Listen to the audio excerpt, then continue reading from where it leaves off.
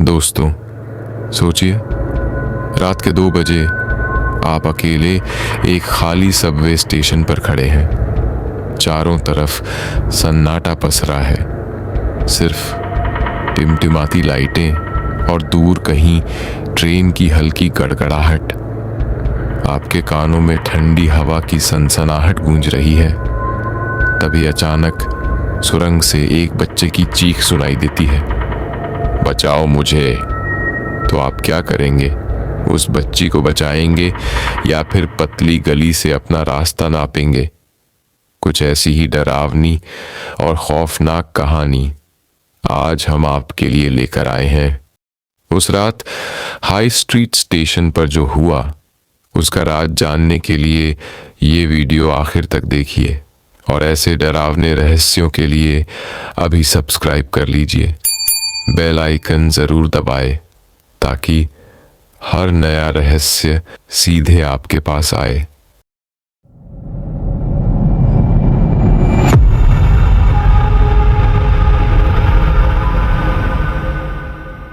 मैं 7 साल से न्यूयॉर्क शहर के एमटीए में काम कर रहा हूँ और अब मुझे सबवे सिस्टम की कोई भी अजीब बात हैरान नहीं करती।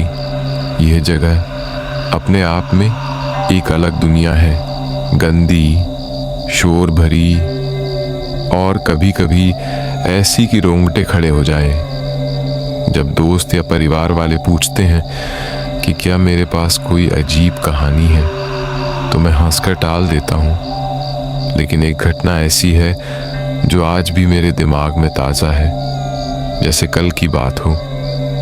ये मेरे साथ नौकरी के दूसरे साल में हुआ था, जब मैं ब्रुकलिन के हाई स्ट्रीट स्टेशन पर तैनात था। उस रात मुझे कुछ बुनियादी रखरखाव का काम करना था। प्लेटफॉर्म साफ करना, लाइटें चेक करना, वही रोज का काम। रात का वक्त था, शायद 1 या 2 बजे। प्लेटफॉर्म बिल्कुल खाली था। आम तौर पर आप इन स्टेशनों को लोगों से भरा देखते हैं, हड़बड़ी, धक्का मुक्की, ट्रेन का इंतजार करते चेहरे। लेकिन उस वक्त वहां सन्नाटा था, सिर्फ फ्लोरेसेंट लाइटों की भनभनाहट और दूर कहीं ट्रेन के गुजरने की गड़गड़ाहट। खाली स्टेशन का माहौल अपने आप में डरावना था। वो सुनसानी, वो ठंडक जो आपको अकेले में महसूस होती है। मैंने घंटों से किसी को नहीं देखा था। अपने काम में मग्न था, पोछा लगा रहा था, कुछ ढीले बोल्ट चेक कर रहा था, जब अचानक ट्रैक के नीचे से एक तेज धातु की आवाज आई। ऐसा लगा जैसे कोई भारी चीज रेल से टकराई हो। मैं चौंक गया, हाथ से पोछा छूटकर जमीन पर गिर पड़ा। उस आवाज में कुछ अजीब था। ये कोई आम शोर नहीं था, जैसे ट्रेन का पहिया या कोई टूल गिरना। यह कुछ और था, कुछ ठंडा और अनजाना। मैंने एक पल रुककर सुरंग की तरफ देखा। अंधेरा ऐसा कि कुछ दिखाई न दे। कान लगाकर सुनने की कोशिश की, लेकिन फिर से वही सन्नाटा। मैंने सोचा शायद कोई चूहा होगा या पुरानी दीवार से कोई पत्थर टूटकर गिरा होगा। ये स्टेशन तो 100 साल से ज्यादा पुराने हैं, ऐसा होना कोई बड़ी बात नहीं। खुद को तसल्ली दी और काम में लग गया। लेकिन 10 मिनट बाद फिर वही आवाज, इस बार पहले से ज्यादा तेज, ज्यादा करीब। अब ये संयोग नहीं लग रहा था। क्या सचमुच 10 मिनट में 2 बार छत से कुछ गिर सकता है? मैंने टूल्स नीचे रखे, टॉर्च उठाई और धीरे धीरे प्लेटफॉर्म के किनारे तक गया। सुरंग में झांका, लेकिन अंधेरे ने सब कुछ निगल रखा था। एक पल सोचा कि आवाज दूं, हेलो, कोई है? लेकिन फिर लगा नहीं, क्या पता क्या हो। डर कम और कंफ्यूजन ज्यादा थी। मैं वापस काम पर लगा, लेकिन दिमाग अब उस आवाज से हट नहीं रहा था। क्या कोई मशीन थी, कोई जानवर या कुछ और? मैं बस अपना काम खत्म करना चाहता था और उस खौफनाक जगह से निकलना चाहता था। जैसे ही मैं सामान समेट रहा था, तभी एक ऐसी चीज हुई जिसने मेरे होश उड़ा दिए। सुरंग के अंदर से एक बच्चे की आवाज आई, हेल्प। डरी हुई, जैसे कोई सचमुच मुसीबत में हो।